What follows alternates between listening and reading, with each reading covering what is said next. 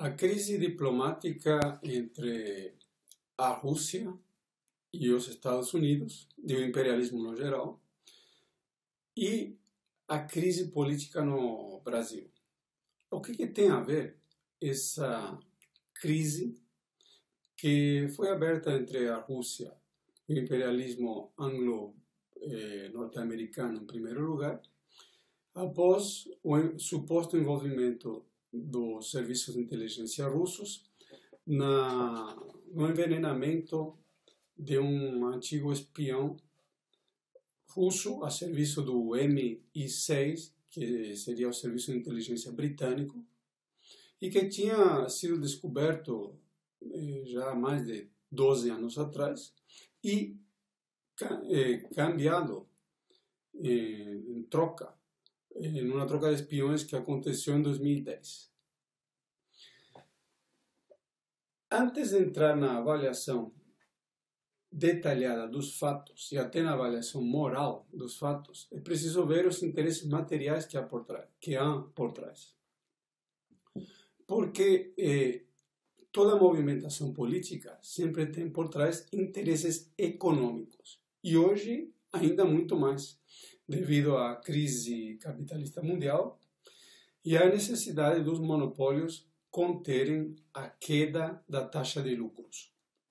O que existe nesse momento, de fato, por baixo da cena política, os detalhes e as questões morais, é que nos últimos 6 anos os lucros têm caído de maneira violenta e o grande capital não consegue mais extrair lucros da produção. Quando acontece a crise de 2008, os acordos que havia entre o imperialismo, principalmente o imperialismo norte-americano, e os demais imperialismos, como a Europa, o Japão e as potências regionais, como, por exemplo, a Rússia e Estados Unidos, até a Índia e o Brasil, mas a Rússia e os Estados Unidos em primeiro lugar, começa a perder a base material, porque nós vivemos numa sociedade capitalista, por incrível que pareça. E no capitalismo, as coisas vão bem enquanto houver lucros, houver dinheiro. E aí, os russos começaram a ter problemas para fazerem negócios com os Estados Unidos e eles sofreram de uma série de, chamemos de rasteira, por exemplo, na Síria, principalmente no Iraque, onde o governo de Saddam Hussein tinha dívidas enormes com a Rússia que depois foram basicamente descartadas, na Líbia e assim sucessivamente. Então começa a haver uma aproximação da Rússia com a China e as diferenças que tinha entre os dois países, Rússia e China, começam a se minimizar. E a Rússia se transforma em um dos principais pivots do chamado Novo Caminho da Seda, que é a política chinesa para superar a crise econômica mundial. A pressão do imperialismo norte-americano contra ambos países começou a ficar cada vez mais pesada, mais dura. E nesse momento o que nós temos é contra a Rússia, concretamente, uma espécie de cinto profilático que vai desde os países bálticos, Estônia, Letônia e Lituânia, até a Turquia de maneira agora mais, digamos, tênue, devido às contradições que se abriram após o golpe de Estado fracassado na Turquia contra Erdogan, impulsionado pelos Estados Unidos, e que no intermédio tem países como a Bulgária, a Polônia, a Hungria, onde também as coisas estão um pouco periclitantes devido à influência russa, e a Romênia e a Ucrânia. Então nós temos a Rússia sendo cada vez mais apertadas por esses países que na maioria estão sendo governados por governos de extrema direita, e muito alinhadas com o imperialismo. Então, isso é o que está por trás. Então, a campanha que se desatou em relação ao envenenamento desse ex-agente da inteligência do exército russo e também espiam a serviço dos britânicos, tem esse contexto. Independentemente de se quem o matou foi um russo, que pode ter acontecido, inclusive para servir como advertência para os demais eventuais espiões, ou foram os próprios britânicos, conforme os russos apresentam uma série de, aparentemente, evidências, demonstrando que não foram eles. O fato fundamental é que as contradições entre o imperialismo, principalmente norte-americano, e a Rússia se exacerbaram. As relações entre a Rússia e o imperialismo europeu, principalmente a Alemanha, é de uma relação de aproximação com muitas contradições. Por exemplo, temos o caso com a Alemanha, em que a Rússia desenvolve em conjunto o chamado Nord Stream 2, que é o fornecimento de gás diretamente à Alemanha, proveniente da Sibéria, por meio de um gasoduto que está sendo construído a partir da cidade de São Petersburgo, e que tem como objetivo justamente aumentar as relações comerciais, passando por cima das sanções impostas. Ou seja, o que nós temos no final das contas? Uma relação extremamente contraditória entre as potências regionais e o imperialismo, assim como entre as diversas potências imperialistas, numa relação que tende a se tornar cada vez muito mais contraditória, porque o objetivo fundamental de todas essas movimentações é manter a queda dos lucros para os capitalistas, se trata tanto do capital imperial, da burguesia imperialista, como que controla as 148 famílias que controlam o mundo, quanto para a burguesia oligárquica regional. Quando observamos a situação da Rússia e a comparamos com a situação do Brasil, nós vemos que o Brasil era uma importantíssima, e ainda continua sendo, potência regional na América Latina.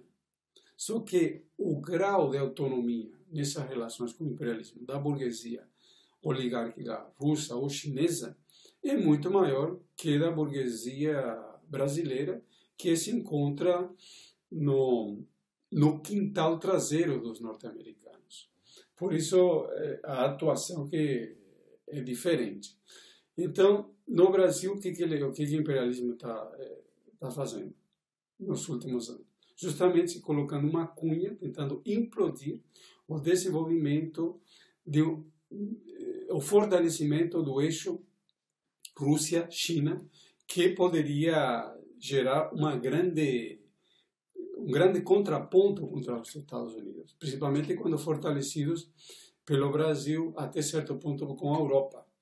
Lembrando que no caminho da seda, a participação da Alemanha, que tem como pivô a Rússia, colocaria em pauta justamente o desenvolvimento exacerbado do que seria um outro polo do poder hegemônico que foi colocado em pé após a Segunda Guerra Mundial. Os Estados Unidos se encontram numa situação dramática porque depois da crise de 2008 ficaram com muitas dificuldades para controlar a queda da taxa de lucros e controlar o mundo como fazia antes. A potência, a superpotência que controlou o mundo, a Europa, o Pacífico e até a América e, em certa medida, a África, com uma série de contradições, hoje não consegue controlar o Iraque, o Afeganistão. O Afeganistão é um país ultra atrasado, que foi totalmente destruído a partir da invasão soviética em 1979. E os Estados Unidos não estão conseguindo controlar isso. E com a queda enorme da taxa de lucros, eles estão tentando manobrar para poder conseguir, com a queda da taxa de lucros, eles estão tentando manobrar para conseguir conter justamente a queda desses lucros, em primeiro lugar, a partir da superexpoliação da América Latina, que para o imperialismo não passa do quintal traseiro. A retirada dos governos do PT, do governo, justamente tem a ver com isso, porque o PT aplicou uma série de políticas que, embora que tenha mantido o grosso dos acordos com o imperialismo, conforme ele já tinha declarado que iria fazer a partir da carta aos brasileiros, etc., a partir da viagem com os tucanos em 2002 aos Estados Unidos para pedir a bênção a George Bush Jr. em cima da candidatura de Lula, essa margem de manobra ficou estreita. Os Estados Unidos, nesse momento, não podem permitir que uma potência como o Brasil, potência importante, fortaleça o bloco sino-russo, que tenta atrair a Alemanha e outros países europeus a esse bloco, e onde o Brasil poderia jogar um papel desestabilizador para o controle imperialista muito importante. As relações do Brasil com o Irã, com as empresas nacionais na América Latina e na África, também não podem ser aceitas. Nesse momento, como a margem de manobra, o bolo da riqueza social ficou menor, as fatias ficaram menores e o imperialismo precisa justamente de garantir que vai conseguir extrair os lucros da melhor maneira para justamente manter o capital funcionando. Por exemplo, hoje, 8 de abril, saíram os resultados do balanço do primeiro trimestre desse ano do Morgan Bank, um dos 5 principais bancos dos Estados Unidos. O lucro trimestral continua altíssimo, foi quase 9 bilhões de dólares em uma economia decadente. Mas a própria especulação financeira está se entravando. A economia produtiva industrial está entrando em crise muito grande. A economia não funciona mais. O grande capital, as grandes empresas não abrem mais fábricas. Elas não estão conseguindo extrair lucros da produção. O que elas estão fazendo agora é tentando estabilizar a taxa de lucros, atacando os trabalhadores em primeiro lugar e destruindo o mundo por meio da exploração hiperdepredadora de minerais, usando o trabalho escravo, ou seja, expoliando a mercadoria chamada mão de obra, etc. E, aqui muito importante, da mesma maneira que na década de 70 as ditaduras militares, Chile, Argentina, Uruguai, impuseram, funcionaram como laboratórios das políticas neoliberais que foram impostas na ponta das baionetas, aqui temos uma coisa parecida. Eles precisam, devido à impossibilidade de impor uma nova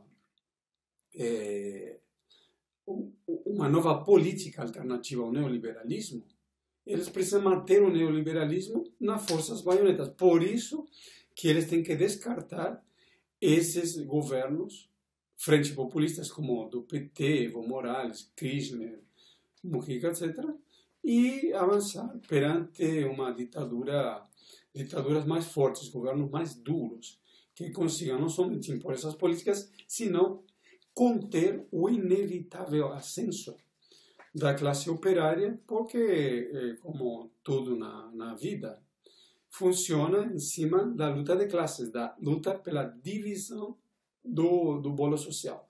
Muitos dirão assim, a classe operária está paralisada, nunca mais vai se levantar. Isso é absurdo, porque a classe operária e todas as classes oprimidas sempre se levantaram no decorrer da história. E a sociedade e também a natureza, ela evolui em cima do acúmulo de mudanças quantitativas.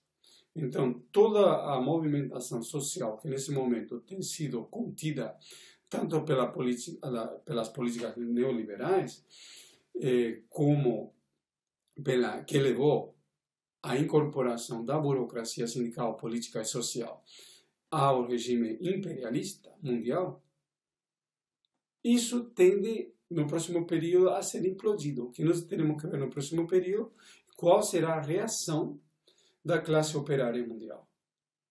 E se, a partir dessa reação, que será inevitável, surgirá uma nova camada de chefes, de líderes da classe operária mundial, e se estará, devido ao aprofundamento da crise econômica e política, colocada a formação de partidos operários revolucionários de massas.